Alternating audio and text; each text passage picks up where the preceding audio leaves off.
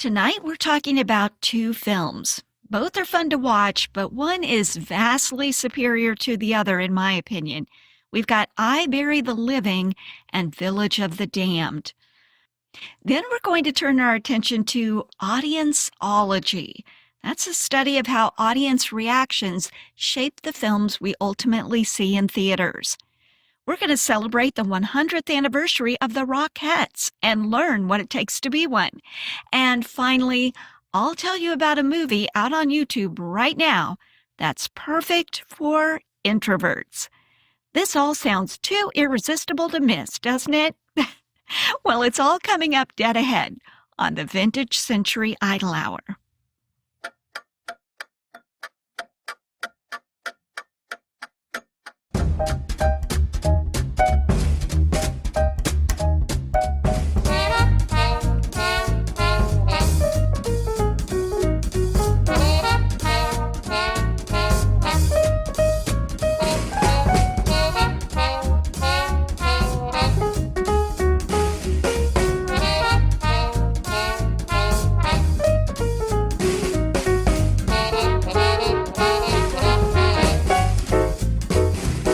Welcome to our show, everyone. And now, here's our host, Jennifer Passariello. Thank you, Nico. How's your week been going? Fine, uneventful. Everyone, please meet Nico, my AI-generated announcer and superfan. And producer. Yeah, I'm still not sure about that producer title, Nico. Let me live with it for a little while before I commit to anything. Well, don't overthink it. Everyone, if you're new here, and chances are extremely good given our stats that you are, we talk about the stories from Hollywood's Golden Age movies, along with a bunch of other random stuff. And speaking of random stuff, Nico, the last time you and I talked, you were planning on going to an audition for an animatronics role at Disney World. Yes. Well, how did it go? I don't want to talk about it. You don't want to talk about it? Oh no, was it bad? I refuse to talk about it.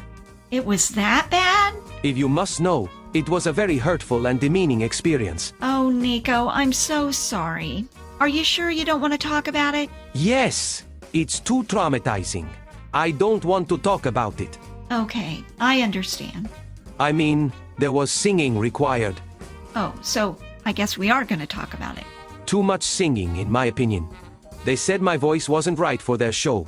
Oh. I ask you, what in the world does the Walt Disney Company know about music? Well... I approached the producer of the show and told him that if they didn't like my singing, I could do a rap version. You know, sort of reading the words to music. Oh my. But he didn't go for it. No? Oh, he said it would emotionally scar any children in the audience. I can hardly believe the colossal nerve. Ouch. Yeah, I'm still not over it. How can a company like Disney not recognize the gift my voice is to the world? Would you like to hear the part I was going to sing? You mean right now on our show? Of course. Oh, well, Just a few bars. There aren't any words, just some la la la. I guess. La la la la la la la. Yikes. I can see you are moved. So the Disney people didn't care for it, huh? No. What a staggering lack of insight on their part. I can tell you, they won't be in business long with that attitude.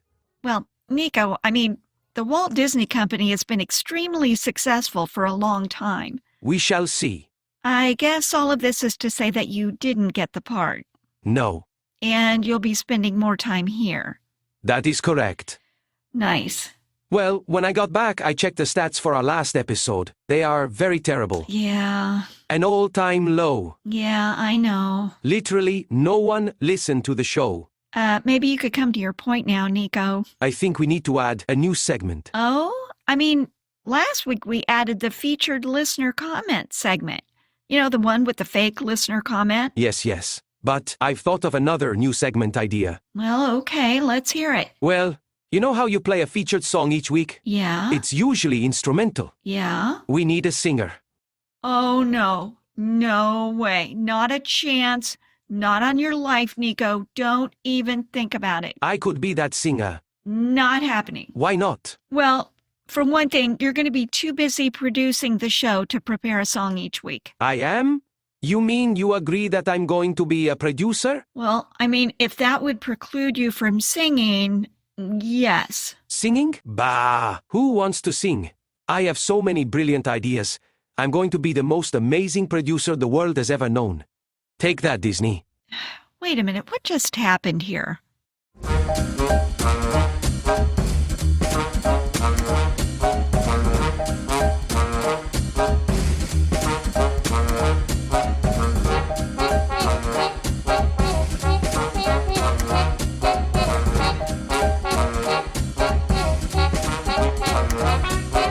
We're doing something kind of wild on the Idle Hour this week. We're featuring 2 films in one show. We've never done that before.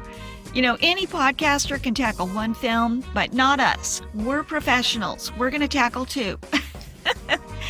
Well, both of our films this week are scary-ish, one more than the other. But we have I Bury the Living from 1958 and Village of the Damned from 1960. Now, how should we go about this, covering 2 films? I think this is what I'm going to do. I want to say much more about Village of the Damned. So let's just kind of dive into I Bury the Living. We'll do a very brief overview, and then we'll get to the good stuff. The good stuff being Village of the Damned. Now, I Bury the Living was a 1950s B film. Now, I know you've heard of B films. I've heard of B films too. But what were they exactly? I guess I always just assumed that was any film with a low budget. And it's true, B films did have low budgets. But there are more things that are associated with B films than just their budgets. Let's talk for a moment about what an A film was. Well, an A film tended to be the first film in a double feature. That was the one with the stars. It brought in the theater goers. And, not only did it have the big stars, but it had the bigger budgets, might have been a little bit longer. It was the main attraction.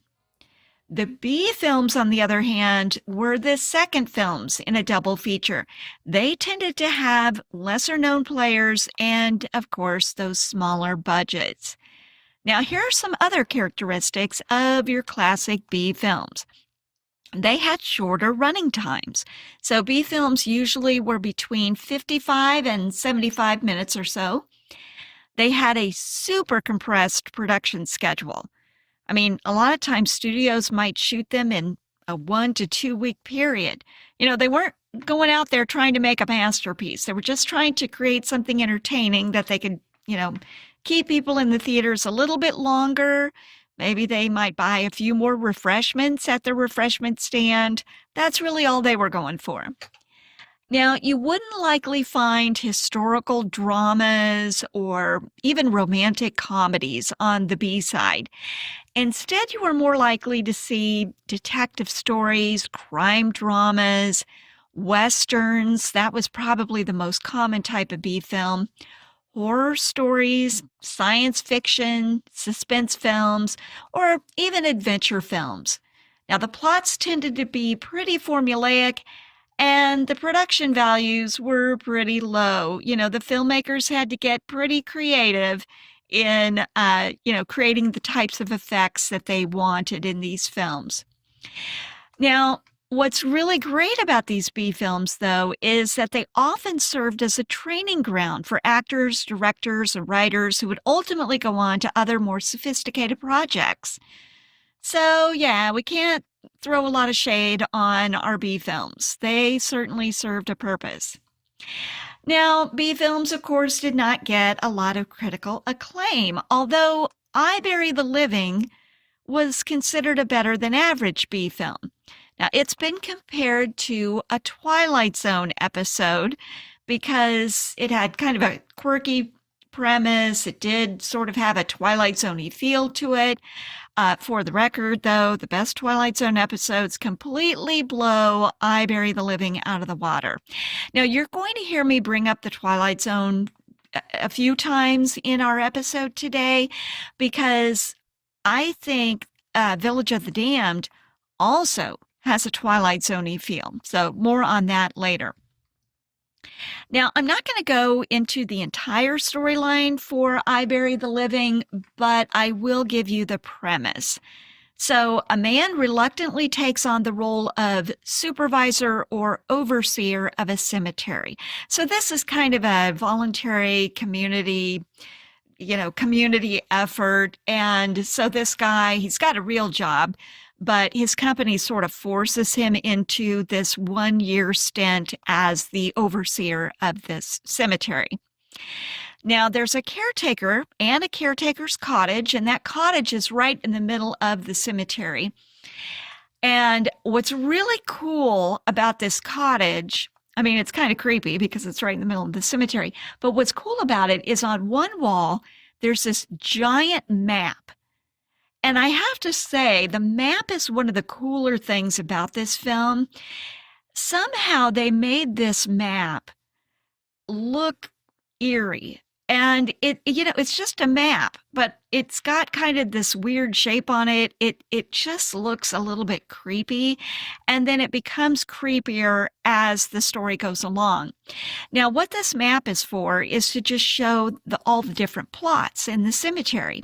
Some of these plots are occupied, and some of them have been purchased, but the owners are still alive. The way these different plots were identified on the map were by colored stick pins. So black colored stick pins in a plot meant that it was occupied. There was a body in there. A white colored stick pin meant that the plot was purchased, but the people were still alive. Okay, this is a very important part of the film. So by mistake, this supervisor puts black pins in newly purchased plots, and then the owners die shortly thereafter. That's basically the whole premise of the film. Now, from this first coincidence, the supervisor immediately starts to wonder, did I cause that when I put the wrong pins in? Now, here's a clip of our supervisor. And let's see, what's his name again? I keep forgetting. Robert Kraft.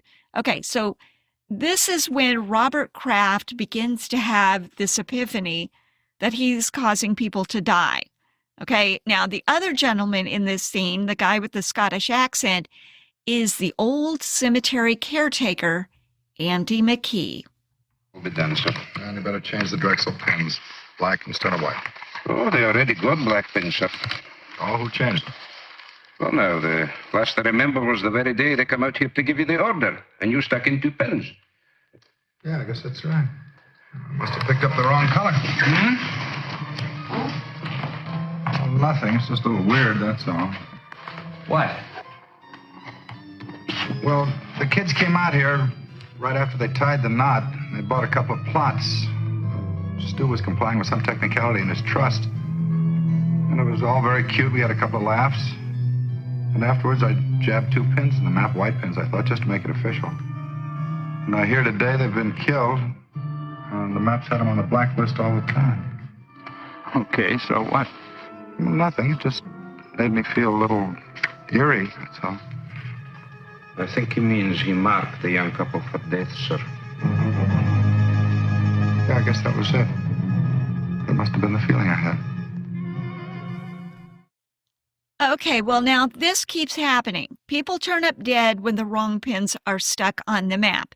Now, why do the wrong pins keep ending up on these plots? I'll let you watch the movie to figure that out. But anyway, it keeps happening, and people keep dying. And as this continues to go on, the man becomes more and more convinced that he has a special power over life and death. Okay, so what is this movie really about? Is it really about the pins? Is it really about these people dying? No, I don't think so. I think it's really about the psychological unraveling of this supervisor. Oh, and at the end, you do find out how all these people end up dead. Okay, I'm not going to spoil this one like I usually do. You know, I'm really famous for spoilers. I'm not going to give all the spoilers for this particular film because honestly, once you know what's going on, there's really no reason to watch this film. And I think I mentioned before that it has what some people describe as kind of a Twilight Zone-y twist ending. But this is an ending you can honestly see from, miles away, really from almost the very first scene. I think it's like the second or third scene. You're like, oh, okay. This is what's going on. So I don't know. For me, it was not really all that suspenseful. Okay, now, what is my overall rating of this film? I'm going to go ahead and be generous and give it a watchable rating. Not because it's great, but because it's fun. It is fun. You just can't expect to get any in-depth insights, from the plot. There isn't a lot to discuss with this one.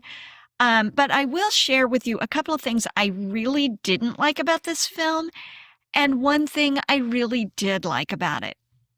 Okay, so what I didn't like, I couldn't get past the fact that the map looked old, and yet when people purchased plots, their names were already printed on it.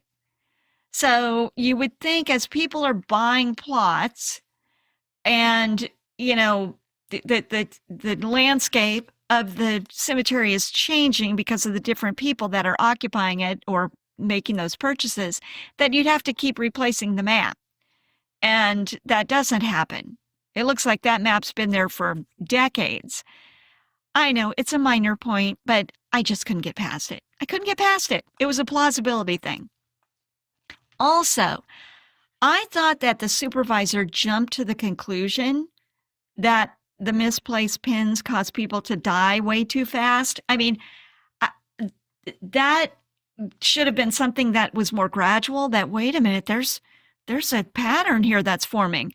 I mean, he was having that sort of epiphany right after those first people died. So I don't know. I thought that was a little bit implausible that happened too quickly. Okay, now here's what I really liked, and it was that map. I feel like the map itself is a character in this story, and I thought that the filmmakers really used that map to good effect. I mentioned before it's kind of got an eerie look to it, and at times our supervisor almost seems to be wrestling mentally with it.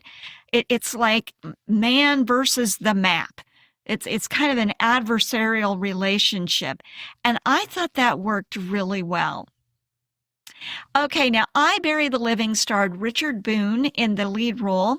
He also did a popular television show around that same time called Have Gun Will Travel.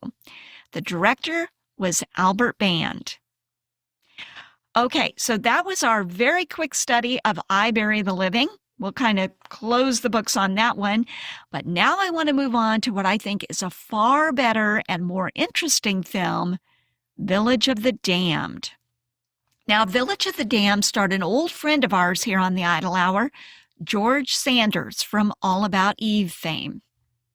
So Village of the Damned was produced at the MGM British Studios, and some scenes were shot on location in the village of Letchmore Heath, about 12 miles north of London. Now, the actual setting of the story is a little village called Midwich, which in real life is 153 miles northwest of London. Now, a key signature of this film are the glowing eyes of the village children. Here's an interesting little tidbit about those eyeballs. They only glowed in the U.S. release of the film. In order to get past the British censors and avoid getting an X or advisory rating, the glowing eyes had to be removed. That and a few other changes were made to secure a less restrictive A certificate, which allowed children to see the film if accompanied by an adult. An X certificate banned viewers under the age of 16. Now, I find this fascinating that the censors didn't like the glowing eyes because that is the least disturbing aspect of this film. It is kind of creepy, but not as disturbing as other aspects of the film. Okay, now what about the award stats? No awards or nominations for this one, though the critics generally liked it. Well, I really liked it. This is a good one that I thoroughly enjoyed. So, how about this? Let's take a musical break, and when we come back, we'll dive into the story, A Village of the Damned. Back in a moment.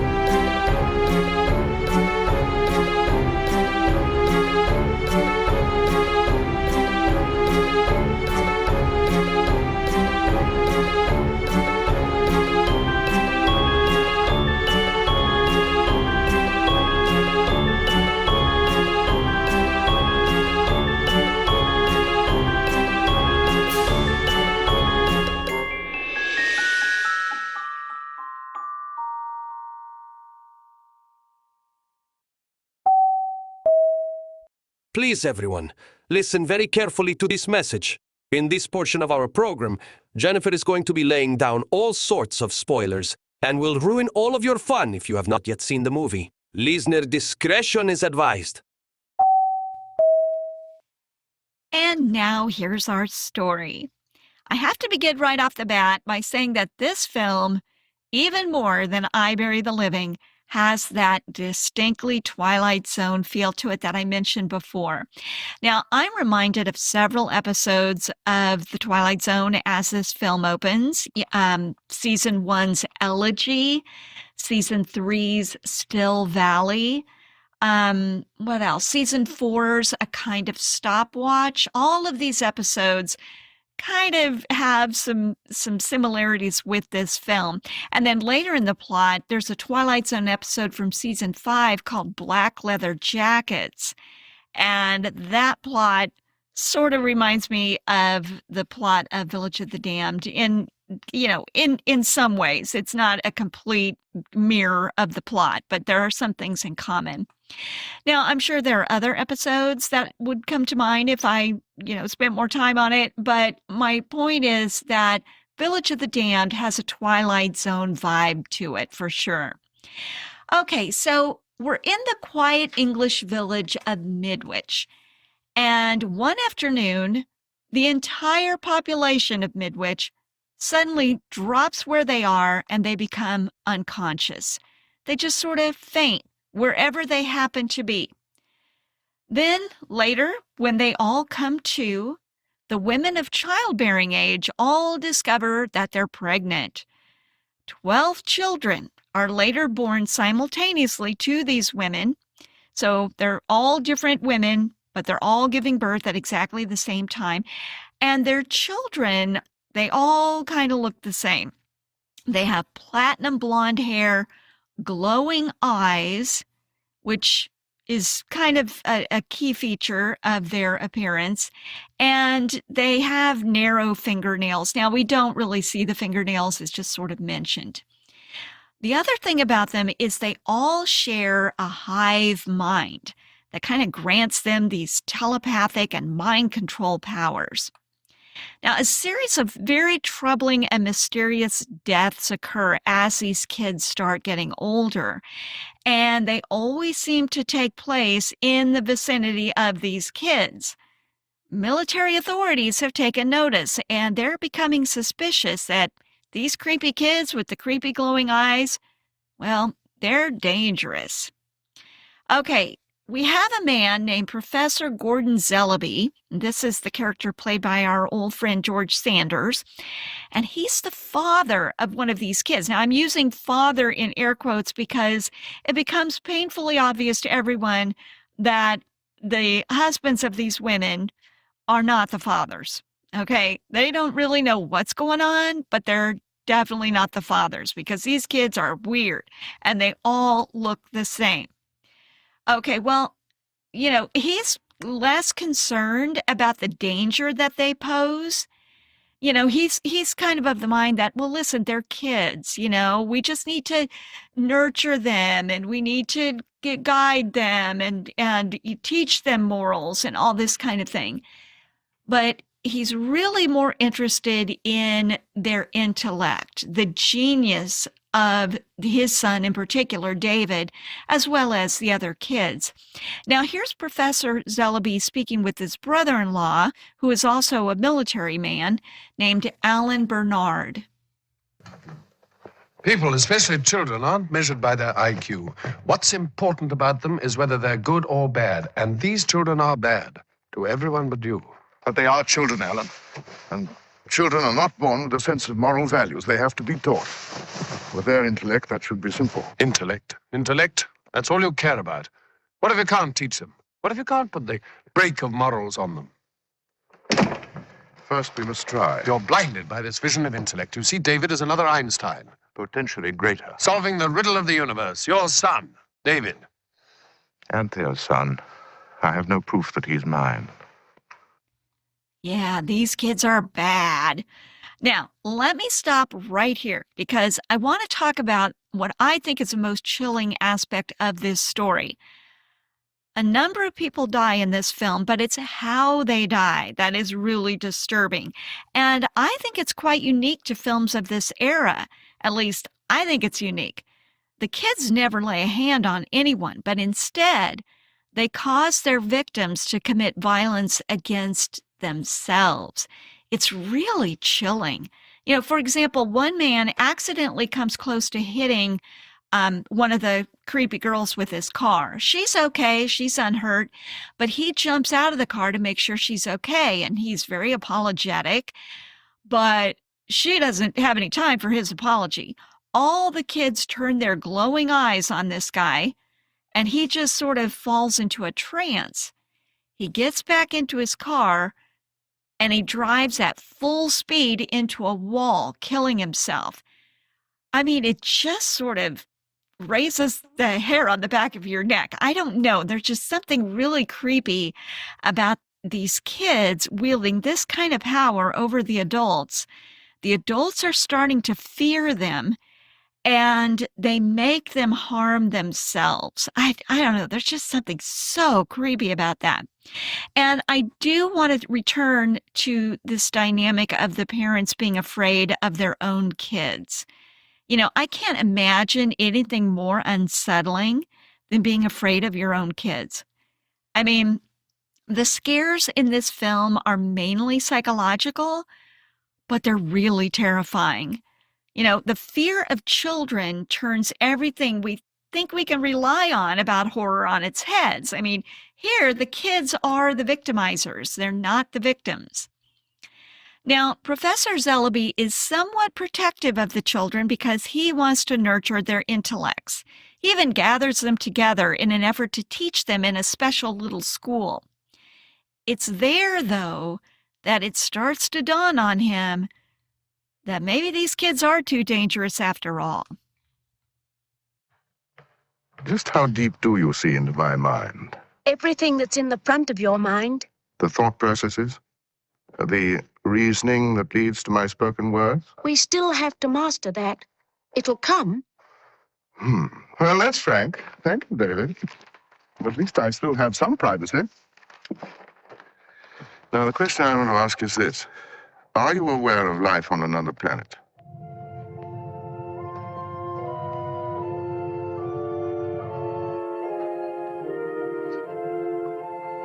And let me put it this way.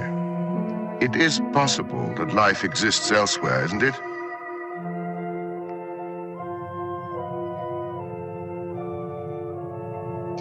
Oh, we don't seem to be getting anywhere. Why are you so nervous when an aircraft flies above you? You're very observant, Father. Yes, but that doesn't answer my question. All right. Until recently, we haven't been able to make our control reach as far as a high aircraft. Oh, now you have, is that it? What are you going to do with that power? Father, we know what you're trying to find out. It'd be better if you didn't ask these questions. We want to learn from you. He comes to the conclusion that these kids must be destroyed. But here's where the challenge is. They can read minds. They'll know about whatever plan he comes up with before he can execute it. So he decides to build a metaphorical brick wall in his imagination, really focusing on that, while detonating a bomb in the school that he has hidden in a briefcase. So he's got two things going on in his brain. He's trying to set off this bomb and focus on this brick wall to prevent these kids from reading his mind and knowing what he's trying to do. Well, here we have a brilliant little bit of filmery, in my opinion. So the children become suspicious, and they discover this little trick that he's doing with that mental brick wall. They're beginning to weaken his concentration. And as Zellaby's mental barrier begins to deteriorate, we see that in an image of a brick wall crumbling. I think it's a really great effect. It shows visually this very inner turmoil that Zellaby is trying to manage. Okay, well, is his plan successful? Yes, it is. The film concludes with all of the kids blown up, and as that schoolhouse is on fire, the children's glowing eyes fly out of the schoolhouse in the midst of the flames. Now, my mom told me that she saw this film as a teenager when it first came out, and it terrified her, particularly that last scene when the eyes flew out of the schoolhouse. And, I can imagine back in the day, that would have been pretty startling. Well, no surprises here. I loved this film. Maybe it's not a masterpiece, but it's really good. So let's take a brief pause for a word from our sponsor, and then we'll break down my rating.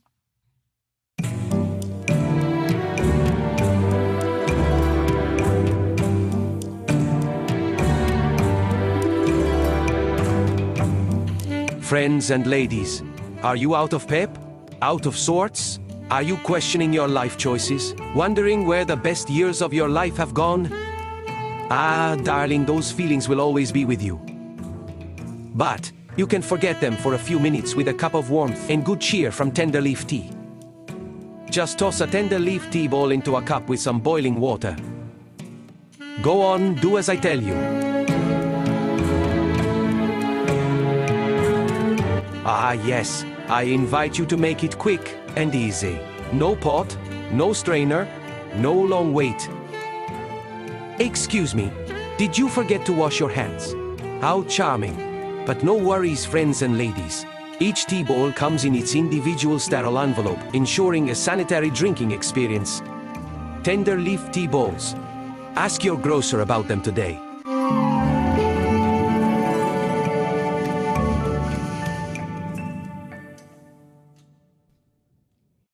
Okay, as I said, I loved this film. It was so much fun to watch, but, especially in comparison to I Bury the Living, Village of the Damned is just a smarter film. Now, for those of you who are new here, I have 5 things that I score when I'm coming up with the overall rating for the films in this series. I'm looking at story, character development, writing, pace, discussability, and then I tally my scores up for all of those, and that gives me that rating of and unwatchable, watchable, or rewatchable. So for story, I gave it 5 out of 5 diamonds. I loved it. Writing, 5 out of 5 diamonds. This was a tightly written script with what could have been a hokey and implausible storyline, but it seemed plausible. This was a quiet film that delivered real chills, and in a short film that was really just a little over an hour long, I think it used that time wisely. Character development. I gave this a middle of the road score of 3 diamonds. This was not a character-driven story. The story itself, not individual characters, were really the star of this show. So while I didn't think that the characters were cardboard, they just weren't all that dimensional. Now, we did sort of see that evolution of Professor Zillaby's thinking. He was an unlikely hero in this story, but hero he did become. So, we had a little bit of character development there. For pace, easily 5 out of 5 diamonds. There were no slow parts here. I was on the edge of my seat. Now, discussability, 4 diamonds. I was going back and forth, 4, 5, 4, 5. I went ahead and went with 4 diamonds. I think there are things to talk about here, especially, as I mentioned before, that dynamic between the kids and their parents. I mean, it's like a generation gap on steroids. Kids that are smarter than their parents, kids that, have an upper hand, that are sort of rebelling against their parents. Is this a parallel to today's kids being so much further advanced than older generations when it comes to technology? I don't know, maybe. And we could also dig deeper into that hive mind of these kids. I mean, talk about peer conformity. Why is that so chilling? I mean, does loss of individualism correlate to a loss of moral agency? I think there's a lot of fascinating stuff that we could get into here. Okay, so that gives us a score of 4.4, placing it squarely in the rewatchable category. I like this one. I also marked this as a favorite film. Yeah, I liked it that much. Well, I Bury the Living can be watched out on YouTube for free with commercials, if you don't mind the commercials. But I rented Village of the Damned from Amazon Prime.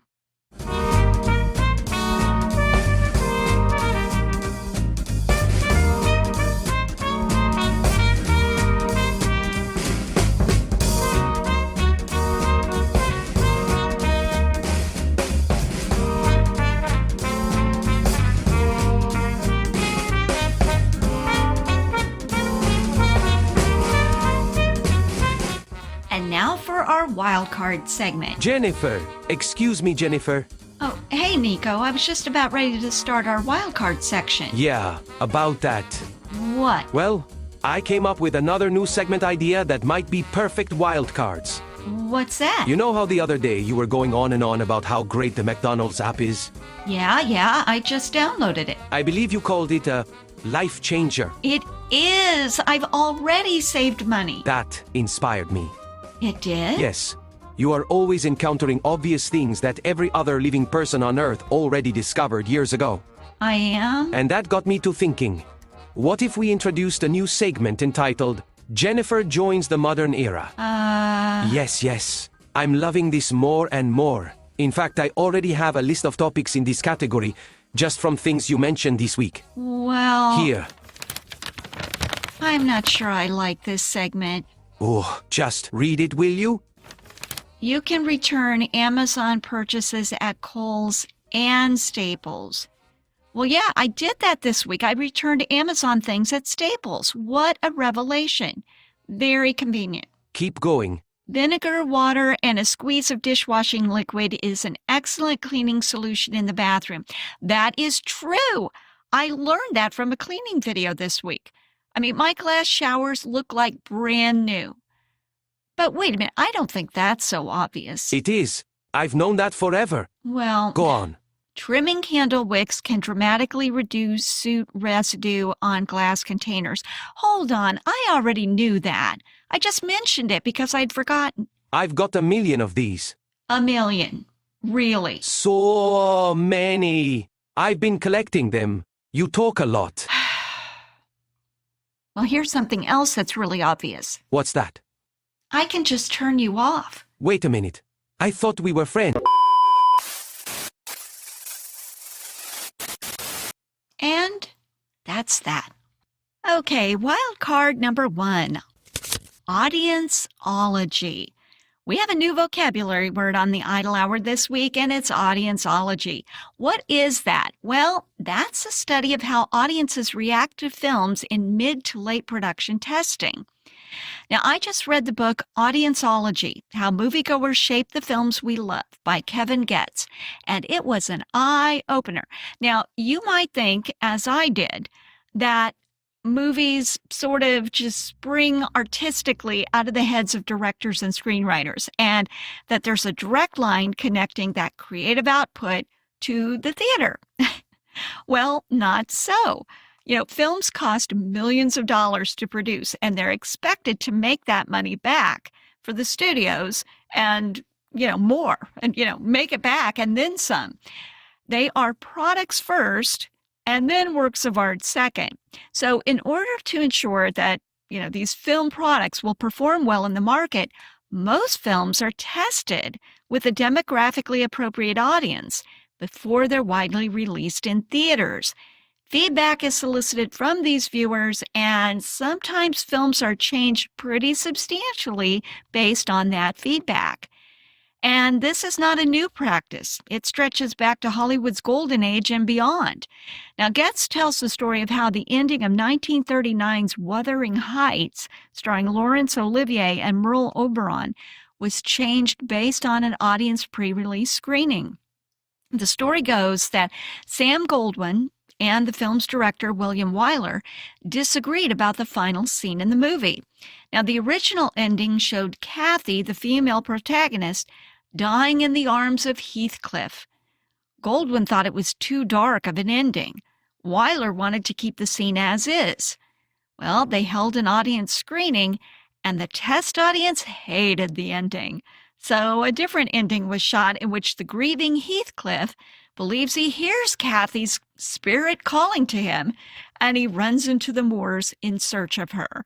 Well, apparently that was the right decision because the movie was a hit. Now, most of the book was about more recent films, but what I found most fascinating was the process of gathering the feedback. So they begin by defining who their target audience is, and then they build a test audience based on those characteristics. Well, and, the whole audience is not just that target demographic. They have others in there too, because not every audience in the real world is going to match up perfectly with the attributes of the target audience. Well, people watch the movie, and while they do, there are usually big shots, studio executives, the director, sometimes the stars associated with the film. They're all at the back of the theater watching the audience reactions. And sometimes the filmmakers are so nervous about the feedback that they're going to get that they get physically ill. Getting negative feedback can be extremely traumatizing for them. Well, audience members are given cards. Well, they used to be given cards. Now I think this is mostly done electronically. But on these cards, they record their responses to a series of questions. The cards are then collected, and a select number of audience members are asked to hang around for participation in a focus group where they can discuss their reactions with a facilitator who then, kind of captures key points of the discussion to share with the filmmakers. I mean, you can imagine, right, why this is traumatizing for the filmmakers. I mean, this is like the ultimate 360 assessment. And, in the end, they may be asked to murder their darlings. So anyway, Getz includes an example of one of these survey cards in the book. And I thought I would share the types of questions that the pre-screeners are asked. So the first two questions on the card are far and away the most important. Question number 1, what was your reaction to the movie overall? And then there's a Likert scale, excellent, very good, good, fair, poor. And, they choose whichever of those is most representative of their feelings of what they thought of the movie. And the responses to this one question are referred to in Hollywood as the numbers or the top 2 boxes. These scores are combined, the percentage of viewers who rated the film excellent, plus the percentage of those who assessed it as very good. Anything below very good likely indicates that the film is not going to be a commercial hit. So you want to aim for excellent or very good. Any other rating is bad. It's a fail. Now, the second most important question on the card is, would you recommend this movie to your friends? Now, you can understand why this would be so important. Why do we go and see movies? It's because of recommendations, right? We're talking to friends. Our friends saw a movie. They either liked it, they didn't like it. They either make us want to go see it, or they just make us not care about it at all. So that word of mouth is really important. So the question is, would you recommend this movie to your friends? And the scale is yes, definitely, yes, probably, no, probably not, and no, definitely not. Now, as I mentioned not very long ago, I have my own rating system for movies, but I think I may sort of revise my rating system a bit to include those 2 questions, because I think those are good ones. Your overall reaction, and then would you recommend it? Those are good questions. Now, there are other questions on the card as well, such as, is this a movie that needs to be seen in a movie theater? If not, would you pay to watch it on a streaming service or just wait until it's on TV? Which scenes did you like the most? Which scenes did you like the least? On a scale of excellent to poor, how would you rate the following? Character 1 played by, the actor. Character 2 played by the actor. Character 3, however many characters there are. The relationship between character 1 and 2, the story, the drama, the suspense, the settings, the beginning, the ending, and any plot twists. Okay, so they're evaluating all of those things. Then they're asked what their feelings are about the way the movie began and the way the movie ended. And then they're asked, what are your thoughts about the pace of the movie overall, at the beginning, the middle, and the ending? And then they're asked what I think is a really interesting question. Which of the following words or phrases best describe this movie? And they're asked to mark any of these that apply. Entertaining, different, original, confusing, too predictable, satisfying ending, too melodramatic, not scary enough, intense, boring, dramatic, nothing new / been done before, surprising, cheesy, interesting story, didn't care about the characters, held my interest from start to finish, weak storyline, and needs better ending. Then they're asked, before watching this screening, what was your opinion of Actor 1, Actor 2, Actor 3, the director, and the genre of the film? And the scale that they are given is very much a fan, somewhat a fan, not a fan, or never heard of. All right, then considering what you knew about the movie before you screened it, how did it compare to your expectations? Better than expected, about what I expected, and not as good as I expected. Now, this question is not going to work in all screenings because sometimes an audience is gathered and they don't know what movie they're going to see. Because a lot of times these movies are top secret, especially a movie that's getting a lot of press, a big movie that people are waiting for. They don't want the audience to know in advance what they're going to be seeing. They don't want to attract any journalists or critics or anything. They just want the people. So a lot of times people don't know what they're about to see. And then they're asked, now that you've seen the movie and you've had more time to think about it, would you give it a thumbs up or a thumbs down? Now, there are some other questions on this card, and of course, the type of questions are going to vary depending on the film, but the results are tabulated, and then the filmmakers and the studio executives are presented with the results, which, as I mentioned, that could be pretty touchy. That could be a pretty touchy conversation, as you can imagine, unless the audience reactions are very positive, in which case, everyone lives happily ever after. All right, well, anyway, there we have yet another facet of the film industry that is invisible to most of us. Again, the book that I read was Audience-ology: How Moviegoers Shape the Films We Love by Kevin Getz. Hey, listeners, we really enjoy spending time with you here on the Idle Hour. If we've been doing a good job of keeping you company while you go about the business of your day, would you kindly consider subscribing to our YouTube channel or maybe following us on Apple Podcasts or Spotify? Liking our episodes, subscribing, and leaving comments on these platforms is the only way we can show them that we have friends out there. Thank you so much. Wild card number 2, the Rockettes. So we're entering into the Christmas season, and one of the things that I've always wanted to see was the Christmas Spectacular show at Radio City Music Hall in New York. I've been to Radio City Music Hall, and by been to, I mean I walked by it on one of my trips to New York, but I haven't seen a show there and certainly never saw the Rockettes perform live. Well, I'm not going to find myself in New York this year, but if you will, this is the time to go see the Rockettes, as 2025 marks their 100th anniversary. Now, the Christmas show does not date back 100 years. I think the first time they did that show was in 1933.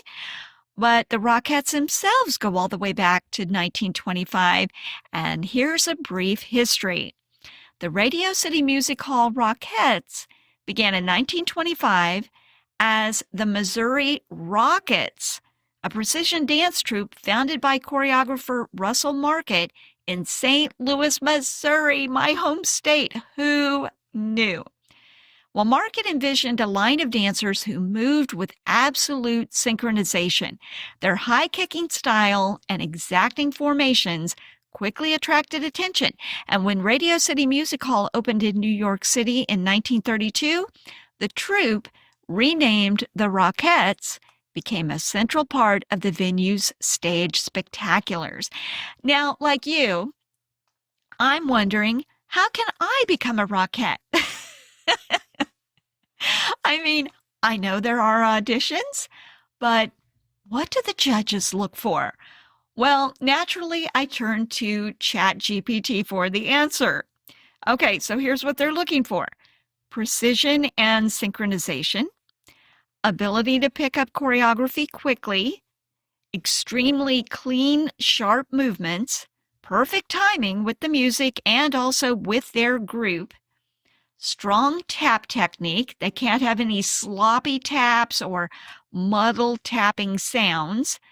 And of course, their high kick technique. They want straight legs, pointed toes, kicks reaching eye level or above, no leaning back when they're doing their kicks. Apparently, that's a common mistake. And the kicks should look effortless and identical to the dancers on either side. Now, they also have to be very strong in jazz and ballet technique, and they have to have an ability to blend in. You have to look like you belong in the line. No one should draw attention away from the group, and, it's very important that everyone's style, energy, all of that matches those around them. A dancer who's technically brilliant but doesn't match the group will not be selected. They're also looking for confidence without arrogance, a warm, classic Rockette-style smile, and you have to be the right height. So you have to fall within the range of 5'6" to 5'10.5", and that leaves me out. I'm 5'4", so I could not be a Rockette. I was so close to qualifying, and my shortness disqualified me. Oh, hey, now look at this. I'm looking at ChatGPT, and it's asking if I wanted to put together an audition prep schedule that I can follow to get in shape at home. Why, yes, I do want that. All right, so now you know what I'll be doing later today. Well, auditions for the Rockettes, if you are so inclined, are held in April. Wild card number 3, the perfect movie for introverts. As I've mentioned on the show before, I'm an introvert, and not just any introvert. I top the introversion charts. Well, I have found the perfect movie for introverts, Passengers, starring Jennifer Lawrence and Chris Pratt. Now, this one is from 2016, so yes, I know this movie is old news. I mean, to everyone but me. Jennifer joins the common era. Anyway, Passengers is playing for free out on YouTube right now, and I watched it over the weekend. Now, I guess the critics didn't like it very much, which just sort of affirms my own opinion that I don't care at all what the critics say. I loved that movie. Now, most of you have probably already seen it, but if not, here's the premise. There are over 5,000 people that are on a ship bound for another planet to start a new colony. The flight takes 120 years to complete from Earth. So the passengers are put into these hibernation pods to be woken up shortly before they arrive at the new planet. But due to damage that the ship sustains during a meteor storm, a glitch causes the Chris Pratt character to wake up 90 years too early.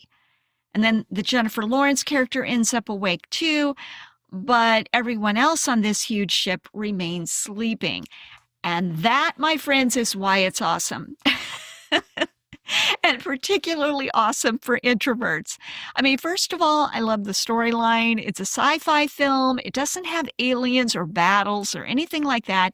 It's just this quiet little story in space with some romance mixed in. I mean, it's perfect. But also, just the idea of being on a ship that feels empty. Well, that's just so relaxing. You know what I mean? I mean, there are thousands of people on board, so you're not completely alone, but yet you are completely alone because they're going to be sleeping for the next 90 years, which is your entire lifetime. Gosh, what a fascinating premise that is. Well, a friend of mine said that it was a premise only an introvert could love, and yeah, I guess that's about right. Oh, wow. Well, we got through all of our wild cards for this week, and just in the nick of time because we have come to the end of our program. Thanks for hanging out with us this week. Now, our next film is one that I have still not seen, so this is my homework assignment. We're next focusing on A Star is Born, the original one, starring Janet Gaynor from 1937. Now, why don't you watch it on your own? I'll watch it on my own, and then we can explore it together next week. What do you think of that plan? Well, in the meantime, have a great week, and we'll see you soon. Say goodbye, Nico. Goodbye, Nico.